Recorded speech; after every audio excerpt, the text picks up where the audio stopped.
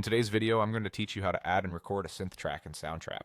By the end, you'll know exactly how to open your project, add a synth, pick a sound you like, and record using the virtual keyboard. First, head over to the Soundtrap website in your browser. Once you're there, log into your account. Use your usual credentials, and if you have extra security enabled, just follow the prompts.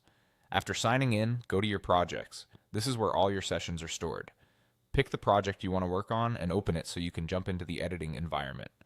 When your project is open, click on Studio. This takes you into the main workspace where you can see your tracks and tools. In the studio, find the option to add a new track and click on it. You'll see choices for different track types. Choose Synth to create a software for instrument track designed for synthesizer sounds. Next, select the preset you want.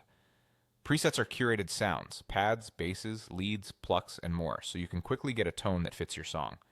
If you're not sure what to pick, start with something simple and mellow, then switch later if needed. Within the synth options, choose a synth instrument that suits your style. Think of this as picking both the instrument and its character. A warm pad sits behind vocals, while a bright lead cuts through a mix. Now open the virtual keyboard. This on-screen piano lets you play notes even if you don't have a MIDI controller. It's perfect for auditioning sounds and getting ideas down fast. Make sure your track is selected so the keyboard plays the synth you just chose. When you're ready, start recording. Press the record button, and after the count-in, play your part on the virtual keyboard. Try to keep steady timing and dynamics. If you're new to recording, shorter phrases can be easier to nail. You can always build on them later. If something doesn't sound right, stop, return to the start of the section, and try again until you're happy with the performance. After you stop recording, play back what you just captured to make sure the sound and timing match your vision. If the tone needs a tweak, you can switch to another preset or instrument within the same synth track and keep the performance you recorded.